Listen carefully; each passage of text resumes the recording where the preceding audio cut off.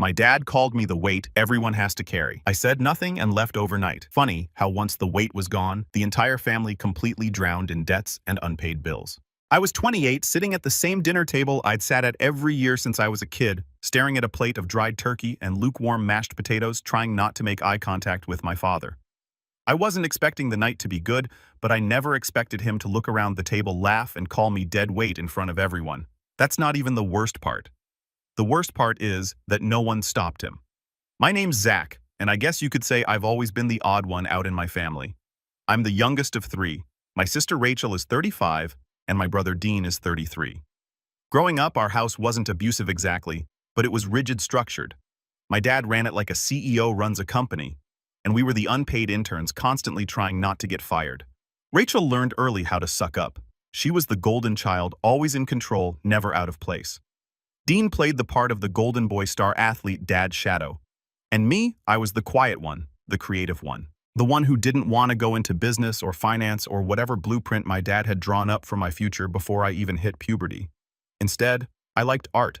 I liked building things, sketching, designing. I got into 3D animation in high school and eventually pursued it as a career. Not exactly what my father would call real work. He never said it directly. Not back then at least, but it was obvious.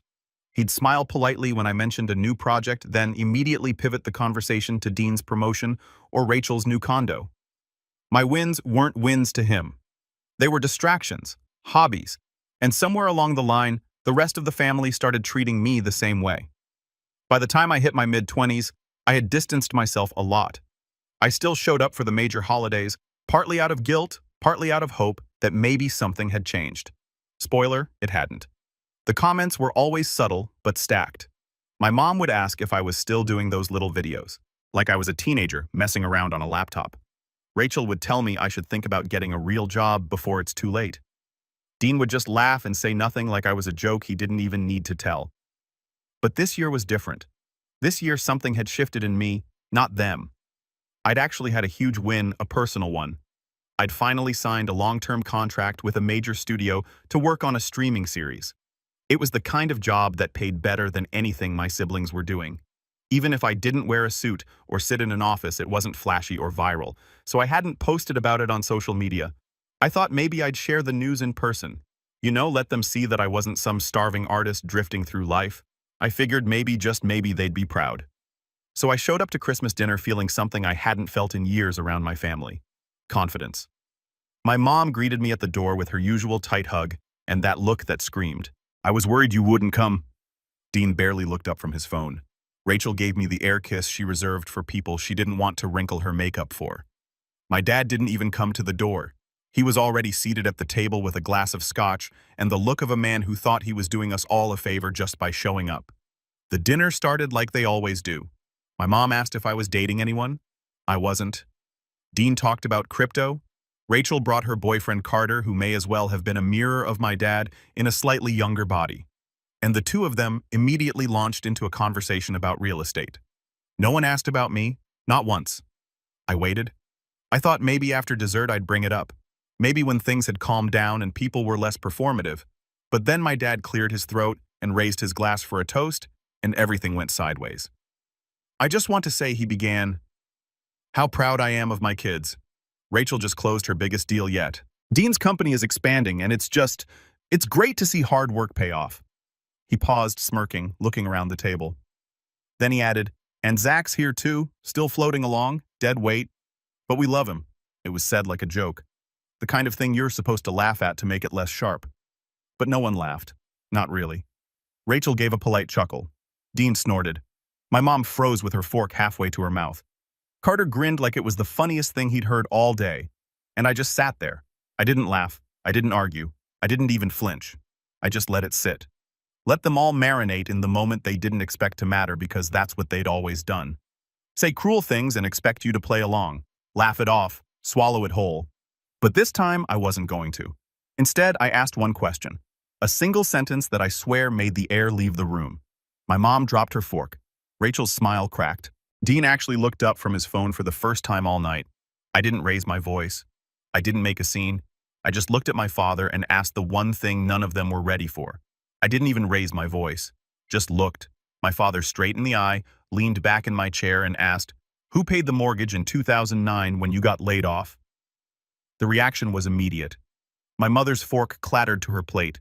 Rachel froze mid-sip of wine, her glass hovering in the air like a freeze frame from a sitcom. Dean's head jerked up like someone had slapped him. My father blinked once, then again his mouth opened slightly, then closed.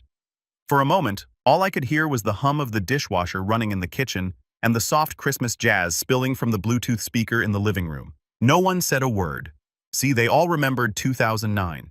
It was one of the worst years for our family financially.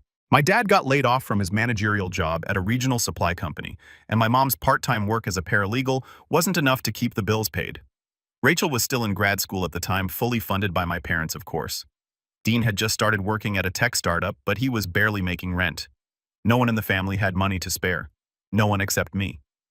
At the time, I was 21, a junior in college, and I just sold the rights to a short animated film I'd made during an internship. It didn't go viral or make headlines, but it got picked up by an indie platform for a licensing fee that for me felt like winning the lottery. I wasn't rich, not by any means, but I had enough to help. So I did quietly, without fanfare, without asking for anything in return. I wrote checks when the mortgage was late, covered the electricity bills, paid for groceries. My name wasn't on any documents. My dad never acknowledged it out loud, but they all knew.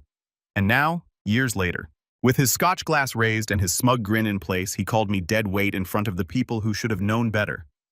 I didn't need to say anything else.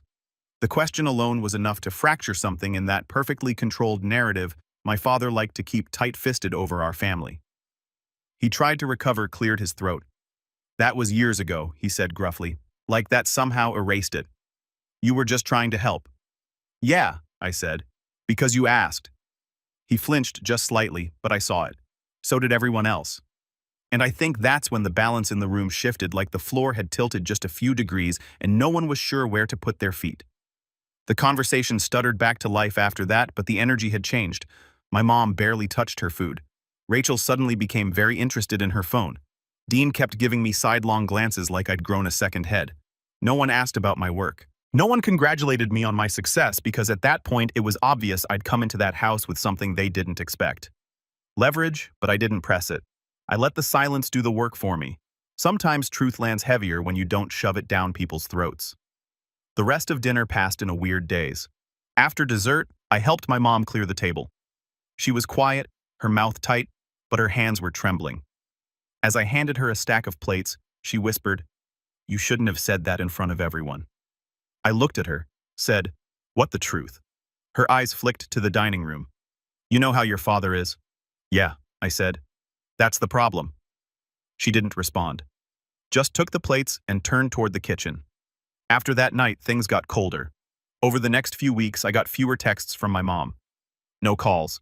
Rachel unfollowed me on Instagram, which was her digital way of slamming a door. Dean sent me one half-hearted message asking if I was okay. But when I replied with a simple, "Doing better than ever," he never answered. Then came Easter. By then, I'd mostly moved on. I wasn't expecting an apology, but I also wasn't expecting what came next. I showed up because despite everything, I still wanted to give them a chance.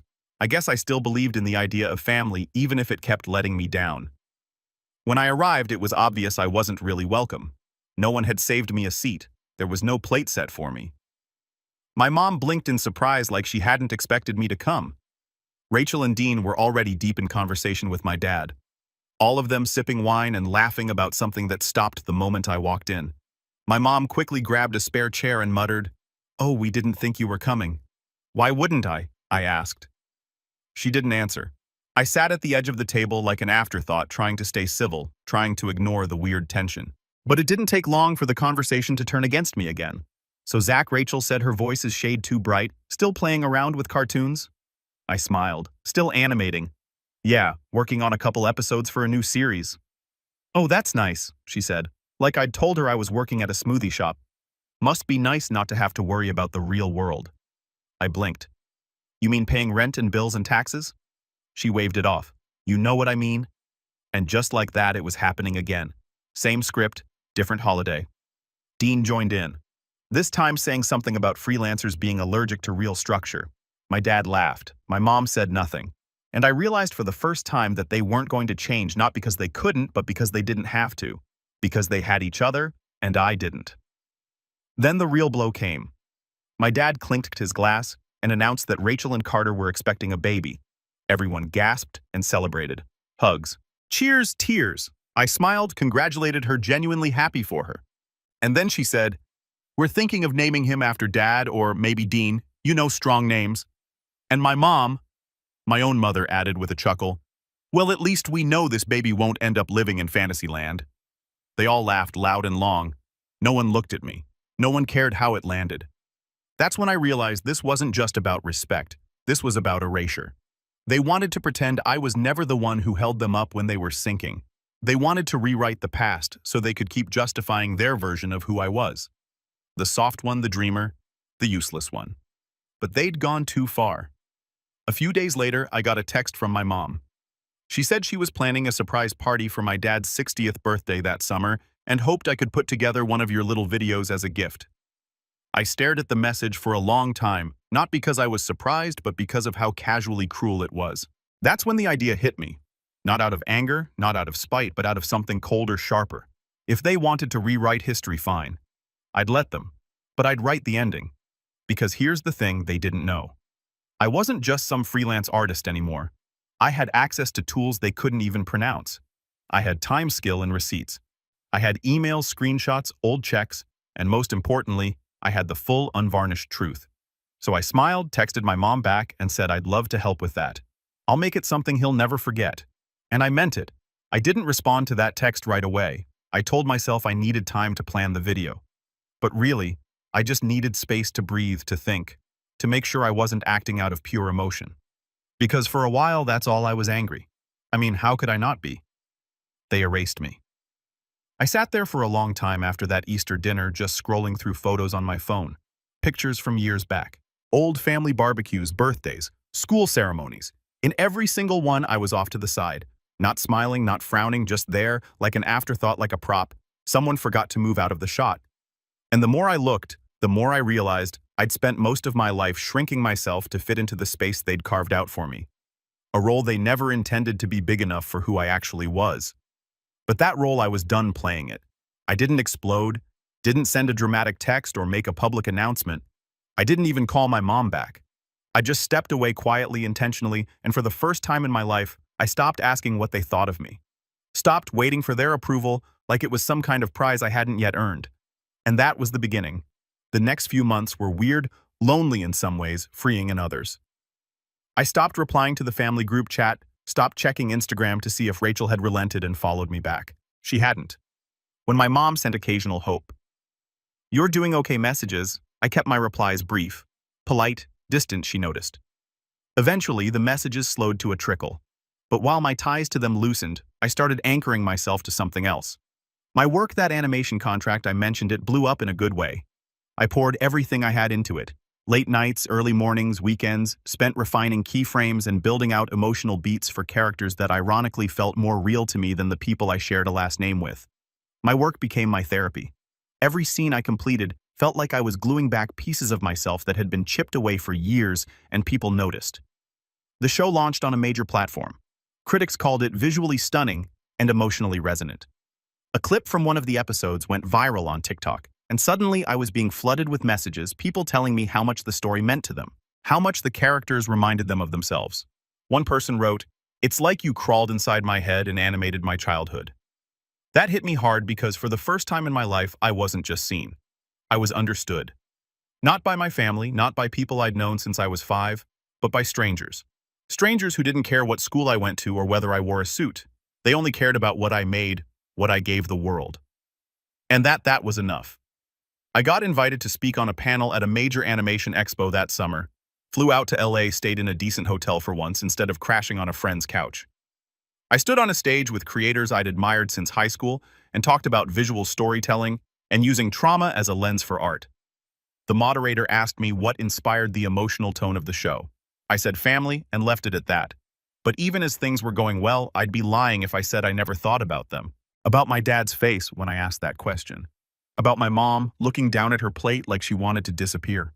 about the weird, empty feeling of knowing that my success meant nothing to the people who should have cared most. There were moments, quiet ones between edits or before bed, where the doubt crept in. Where I wondered if I was being petty, if I was the one turning cold, if maybe I'd misunderstood things all along. But then I'd remember the dinner, the laugh, the way my mom had said, "At least this baby won't end up in fantasy land," like my entire existence was a joke to her and that would snap me out of it.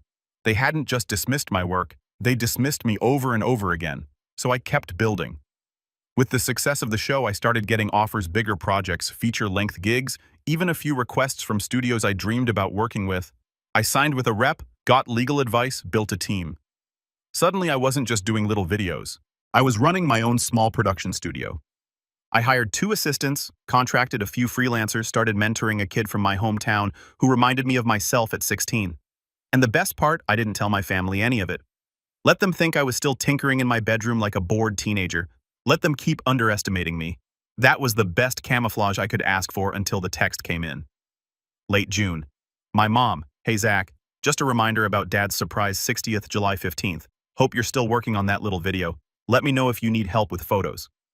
I stared at it for a long time, smiled, set my phone down, and opened a folder I'd been quietly building for months. See, when I'd agreed to make that video, I already knew what I was going to do. But I didn't want it to be a petty gotcha moment. I wanted it to mean something, to land with enough weight that no one could shrug it off as a tantrum. I wanted to hold a mirror up to my family and let them see exactly who they were, who they'd been all along, without me needing to say a single word. So I went back through old footage, home videos, birthday tapes, random clips my mom had sent over the years. I pulled everything into my editing software and started weaving a narrative not of my dad's accomplishments or his 60 years of wisdom, but of the people around him, of the sacrifices made, of the moments they ignored. I found a clip from 2009. My mom sitting on the porch with a worried look on her face, my voice off camera saying, "It's okay, Mom, I already sent the check." Another clip from Rachel's graduation, where my dad is going on and on about how proud he is of her, and you can barely hear my voice in the background saying, "I think I got into that summer program, ignored, overlooked, forgotten." And then there were the pictures where I was always slightly out of frame, where Dean was center stage. Rachel smiling perfectly and I was blurred in the background holding the camera or half cropped out entirely. I stitched them all together, layered them with a subtle score, let the visuals do the talking, and then just once I included a caption, "Not all weight is dead. Some of it carries the family when no one else can." That was it. No voiceover, no explanation, just the images, the music, and that one line. I exported the final version the night before the party, and then for the first time in years, I bought a proper suit. Not for them, for me. I wanted to walk into that house knowing exactly who I was, and I did. The party was at my parents' place, of course, catered fancy, full of people who knew my father as a pillar of the community. Rachel was there in a designer dress. Dean stood by the bar, already nursing a beer. My mom gave me the tight-lipped smile she always used when she wasn't sure how to feel. My dad, holding cord in the middle of the room, looked me over like I was just another guest, then nodded and said, "Glad you made it." I smiled. Wouldn't miss it. No one asked about the video. No one ever asks until they realized they should have. And when it finally played on a giant screen in the living room, lights dimmed, every guest's eyes on it. The silence that fell over that room was thicker than anything I'd felt before. You could have heard a pin drop. My dad's smile disappeared. My mom looked like she'd seen a ghost. Rachel's jaw clenched. "Dean." For once, he looked genuinely uncomfortable, and I just stood in the back of the room, hands in my pockets, watching it all.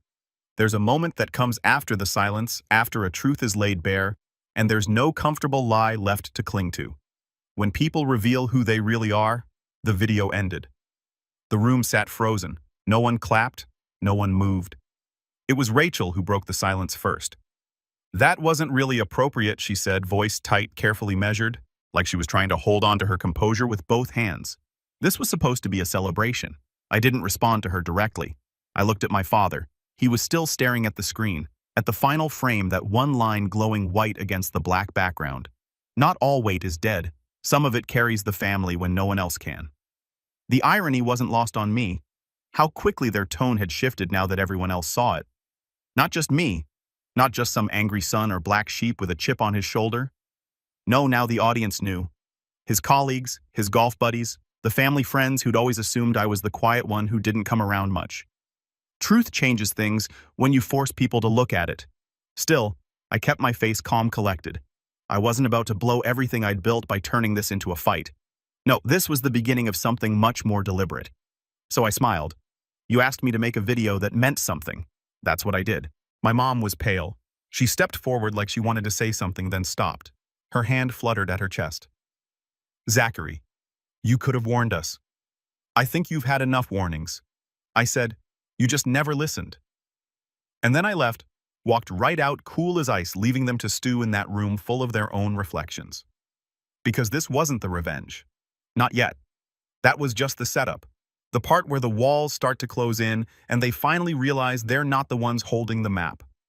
In the days that followed, I expected anyone to call, maybe to yell, maybe to apologize. I was ready for both. But the silence stretched on, which only told me one thing. They weren't sure how to respond. And when people don't know how to fight back, that's when they're most vulnerable. So I started planning not out of spite, but out of clarity, because I had something they'd never had when dealing with me, the element of control, and I was going to use it. First step, gather the receipts, not just from 2009, but everything. I went back through my bank records, found the exact amounts I'd sent during that year, and the few that followed. I printed screenshots of every transfer, labeled them, dated them. I pulled emails my mother had sent thanking me privately for keeping them afloat. I saved voice messages where she'd whispered, "Please don't tell your father I asked." I wasn't planning to sue them or anything dramatic like that. But this wasn't about money, it was about accountability. I wanted to build a record so complete, so airtight, that if any of them ever tried to rewrite history again, I'd have more than just a well-edited video. I'd have evidence. Second step, identify pressure points. Every person in that family had a weakness, and I knew them all. Rachel cared about image more than oxygen. Her LinkedIn, her Instagram, her real estate branding, everything painted her as a self-made powerhouse who came from a loving, supportive family. Her followers saw brunches, luxury condos, expensive shoes. They didn't see the ugly truths. The way she'd manipulated my parents into co-signing her first mortgage while belittling me for needing help with a car loan. The way she'd badmouthed me to clients because my weird animation stuff was a little too alternative. Dean was quieter, more subtle, but he was desperate for validation. He was always trying to impress Dad, even now in his 30s. His biggest fear, looking small, weak, like he wasn't the guy Dad bragged about at the golf course. And he had secrets too. Things I wasn't even supposed to know. And then there was my father, the man who had spent decades carefully curating his image as a respected professional and head of a tight-knit family. His whole reputation rested on that illusion. And if there's one thing my father couldn't stand, it was the idea of being seen as anything less than in control. But here's the thing. When you treat your own child like a disappointment long enough, eventually they stop protecting you. So I made a list not of things to destroy, just truths to reveal. Third step, gather allies. Now this part surprised even me. I didn't think I had any, but word spreads. People talk. That video had been shared more times than I expected. One of Rachel's former friends, a woman named Camilla, dimmed me a few days after the party. She said, "It was brave what you did. I've known your sister a long time. She's never given you the credit you deserve. We met for coffee." She shared stories, little things Rachel had said over the years, how she'd made fun of me to clients, how she referred to me as the family wild card like I was some unstable experiment. I thanked her, and we kept in touch. A few days later, I got a message from one of Dean's old friends from college. He told me about a project they'd worked on years ago, something Dean had taken credit for, but hadn't actually done. It wasn't illegal or anything, but it was enough to shake the image Dean had built. I kept collecting quietly, patiently. And as I did, something started happening. People started seeing me, really seeing me. Not the version of me my family had shaped in their stories, but the real one, the one who didn't need their approval anymore. I was invited to speak at a university panel about breaking into animation from unconventional backgrounds. I accepted. Afterward, a student came up to me and said, "I didn't think people like me could make it in this industry. Now I do." It nearly broke me because that was the point. That was why I'd held on so long, why I hadn't burned the bridge completely, because I kept hoping maybe someone in that family would see me the way this stranger did. But they hadn't and they wouldn't. So I kept moving. Fourth step, give them rope. Now that I was no longer protecting them, I leaned into their stories. I let them talk. When people asked me how things were with my family, I said, "You should ask them." When people asked Rachel about the birthday party video, she fumbled, deflected. Said things like Zach's always been emotional, which of course just made people more curious. And the more curious people got, the more the cracks started to show. Rachel lost a client, a big one. Turns out that client had seen the video, asked questions, didn't like the way she answered. Image matters in her world, and she couldn't spin this one fast enough. Dean? He tried to go radio silent, but in a small enough network, silence is suspicious. He pulled out of a startup project he'd been working on. Word got around that he'd misrepresented his contributions on a previous venture. Nothing illegal, just disappointing. And my father, he started asking questions. First through my mom texts like, "Dad wants to talk. Can you give him a call?" Then directly, "Zach, enough with the drama. Let's sit down. Clear the air." I didn't respond because I knew exactly what that message meant. It didn't mean he wanted to apologize. It meant he wanted to regain control to clean the mess up before it spread any further.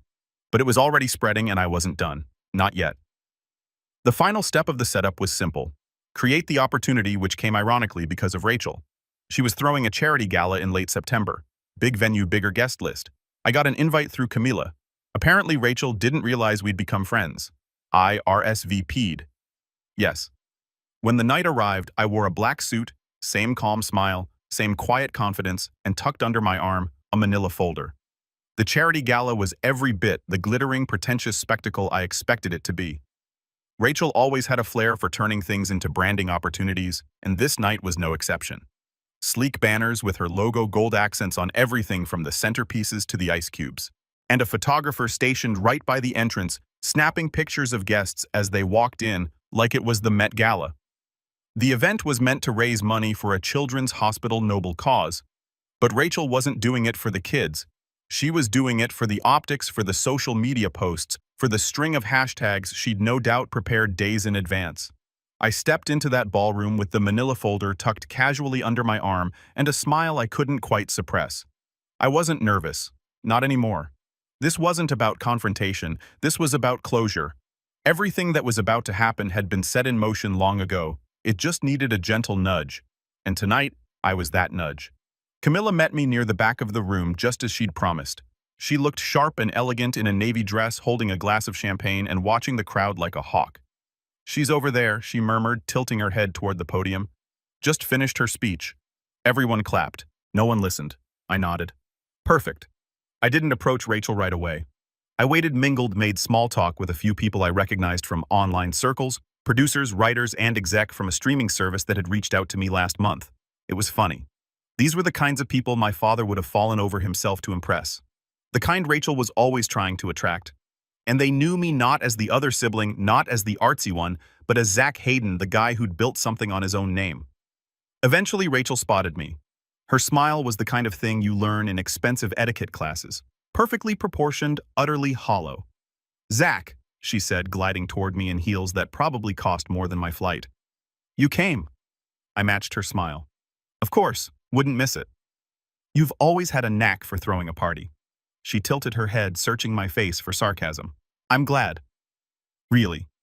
"Look, I've been meaning to talk to you about the video. It caught us off guard, but maybe we should sit down, clear the air."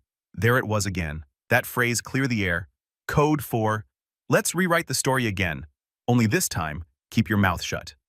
I didn't answer right away, just glanced around at the room at all the polished faces pretending to care about the cause while eyeing the open bar. And then I handed her the folder. "What's this?" she asked, brows narrowing. "Something for your records," I said. "Go ahead, open it." She frowned, but peeled it open.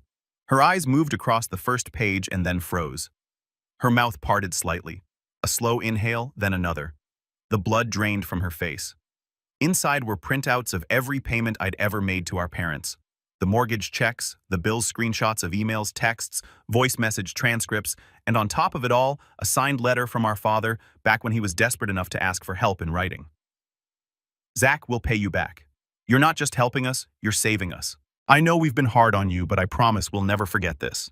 I watched the emotions flicker through her, confusion, recognition, and finally panic. She glanced up at me, voice low and sharp. "Why are you showing me this?" "Because I want you to remember something I said. You've built this brand on the idea that you come from a strong, supportive family. You've used that narrative to attract clients, partners, sympathy, but it's fiction. You've spent years diminishing me, mocking me, rewriting our history so that you're always the shining one. But the truth, I leaned in just enough for only her to hear. The truth has teeth. She was breathing fast now. If this is some kind of threat, it's not, I said calmly. It's a favor. A chance for you to stop before I decide to go public. She went rigid. You wouldn't dare. I don't need to, I replied. The damage is already done. People saw that video. They're already asking questions. And if I decide to release this, I tap the folder. Your whole image collapses. I'm not here to ruin you, Rachel. I'm here to tell you that from now on, you don't get to speak for me. You don't get to use me. You don't get to erase me. She didn't respond, just stared, jaw clenched. I left her standing there and walked away. I didn't stop at Rachel, though. The next morning, I paid a quiet visit to Dean's office. Not a meeting, just a delivery. I left a small envelope with his receptionist addressed in my handwriting. Inside were a few friendly words and a copy of a message I'd received from his old business partner, the one who'd confided that Dean had taken credit for his work years ago. The envelope included a note. I've kept this private. I hope you'll do the same moving forward. You spent a long time acting like I was beneath you. Let's not pretend anymore. He never replied. And then there was my father. That conversation took place over coffee, not at my parents' house, Neutral Ground, a small cafe on a quiet street. He showed up wearing that same guarded expression he always had when he knew he wasn't in control. He looked older, tired. Maybe it was the lighting. Maybe it was just finally seeing him as he was not how I wanted him to be. He sat across from me, cleared his throat, and said, "You made your point." No, I said I made my peace. Whether you understand it or not, that's up to you. He looked at me for a long time. You think I was a bad father. I think you were a proud one. And pride can make people blind. He nodded slowly. You know, when you were a kid, I didn't understand you. Still don't most days. That's not the problem, I said. The problem is, you never tried. Silence stretched between us. Then he said something I hadn't expected. Thank you for the mortgage for everything. I didn't say you're welcome. I didn't smile. I just nodded. That was enough. Weeks passed. The fallout wasn't explosive. It was quiet, slow, like erosion. Rachel's reputation took a subtle hit. Nothing dramatic. But enough that some clients stopped returning her calls. She posted less frequently. Dean stopped showing up at industry mixers. My mother texted now and then short messages. I responded politely but without warmth. They were still a family, still orbiting around one another. But I no longer orbited them. Instead, I focused on the life I'd built. My studio grew. I signed a deal to co-produce a new animated film. I hired Camilla as our community outreach lead. I bought a condo overlooking the river. Nothing flashy but mine. One afternoon, I walked into a bookstore and saw a hardcover collection of essays on animation and storytelling. My name was listed in the table of contents. I flipped to my piece and read the first line. Sometimes the best stories aren't about revenge. They're about remembering who you are when the people who raised you tried to make you forget. I bought 2 copies, one for myself and one I left and signed unwrapped on my parents' doorstep. No note. No explanation, they'd know. And as I walked away, I realized something. This was never about revenge. It was about release. I wasn't deadweight. I was the one who learned to carry himself when no one else would.